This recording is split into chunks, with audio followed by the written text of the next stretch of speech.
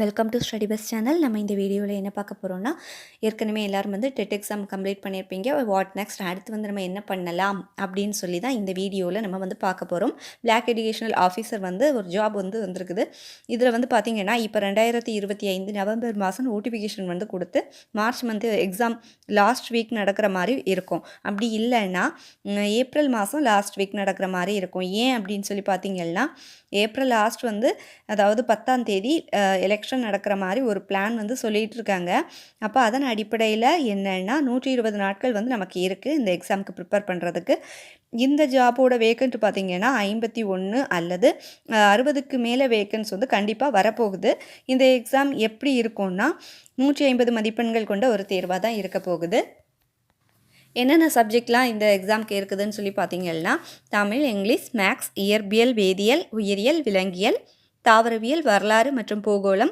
இந்த தலைப்பை அடிப்படையாக கொண்டு ஒரு 110 கேள்விகள் வந்து கேட்பாங்க. ஜிகே ப்ளஸ் கரண்ட் அஃபேர்ஸ் வந்து ஒரு 10 கொஸ்டின், சைக்காலஜிலேருந்து 30 கேள்விகள் வரப்போகுது. டெட் எக்ஸாம் எழுதியவங்களுக்கு இந்த எக்ஸாம் வந்து கொஞ்சம் எழுதுறதுக்கு ஈஸியாக இருக்கும். ஏற்கனவே நீங்கள் வந்து டெட்டுக்கு படித்தது மாதிரி தான். பட் வந்து இது வந்து ஒரு டிகிரி ஸ்டாண்டர்டுக்கு வந்து நீங்கள் படிக்க போகிறீங்க. கொஞ்சம் கூடுதலாக படிக்க வேண்டியது இருக்கும் ஆழமாக. அடுத்து வந்து பாருங்கள், 6th 10th தமிழ் வந்து நீங்கள் படிச்சிருப்பீங்க. கூடவே வந்து இப்போ என்ன சொல்ல போகிறாங்கன்னா, அவுட் சோர்ஸ் புக் வந்து நீங்கள் படிக்க வேண்டியது இருக்கும். அது எதற்கு அப்படின்னு சொல்லி பார்த்தீங்கன்னா, இங்கிலீஷ் லிட்ரேச்சர், தமிழ் லிட்ரேச்சருக்கு, அதாவது தமிழ் சங்க காலத்திலிருந்து ஒரு 16 கேள்வி கேட்பாங்க. இங்கிலீஷ் வந்து லிட்ரேச்சரில் ஒரு 16 கேள்வி வந்து கேட்பாங்க. ஆனால் பட் வந்து அது வந்து ஸ்கூல் புக்கில் இருந்து கேட்க மாட்டாங்க. நீங்கள் சோர்ஸ் புக்கில் இருந்து தான் வந்து படிக்க வேண்டியது இருக்கும்.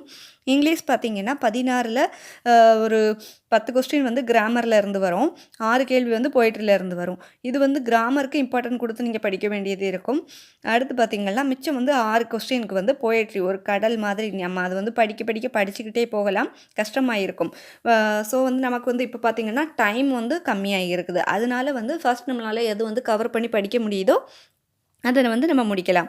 அடுத்து வந்து பார்த்திங்கன்னா மேக்ஸ் 24 கேள்வி, சைல்டு சைக்காலஜி அண்ட் பெடகாஜி வந்து பார்த்திங்கன்னா ஒரு 30 கேள்வி கேட்பாங்க. 30க்கு ஒரு 15 கேள்வி போட்டாலே வந்து நம்ம வந்து அது வந்து ஒரு பெட்டரான ஒரு இதுதான்.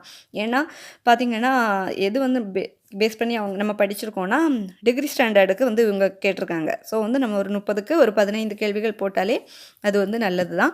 அடுத்து பாருங்கள், சயின்ஸ் 24 கேள்வி கேட்பாங்க சயின்ஸ்லேருந்து. அது வந்து பார்த்திங்கன்னா 6th to 10th school book வந்து படிக்க வேண்டியது இருக்கும். மிச்சம் 6 கேள்வி வந்து பார்த்திங்கன்னா 11th 12th நம்ம கொஞ்சம் படிக்க வேண்டியது இருக்கும்.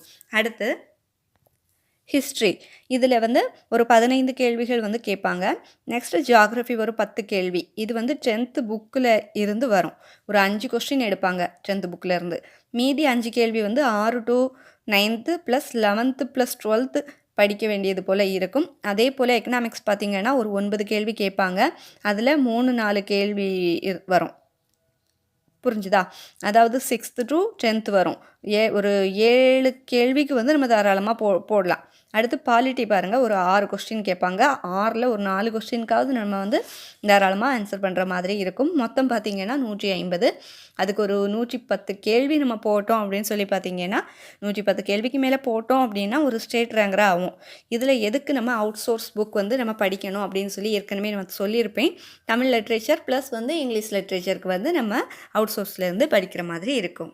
ஸோ ஃப்ரெண்ட்ஸ் வந்து நீங்கள் விருப்பம் இருக்கிறவங்க இந்த எக்ஸாமுக்கு நீங்கள் வந்து தாராளமாக படிக்கிறதுக்கு ஸ்டார்ட் பண்ணலாம். இந்த வீடியோ உங்களுக்கு யூஸ்ஃபுல்லாக இருந்துச்சுன்னா நம்ம ஸ்டடி பெஸ்ட் சேனலில் சப்ஸ்கிரைப் பண்ணி வச்சுக்கோங்க. பக்கத்தில் இருக்க பெல் பட்டன் கிளிக் பண்ணி ஆல் ஆப்ஷன் சூஸ் பண்ணுங்கள். அப்போ தான் நான் அப்லோட் பண்ணுற வீடியோ உங்களுக்கு உடனுக்குடன் நோட்டிஃபிகேஷனாக வந்து சேரும். தேங்க்ஸ் ஃபார் வாட்சிங்.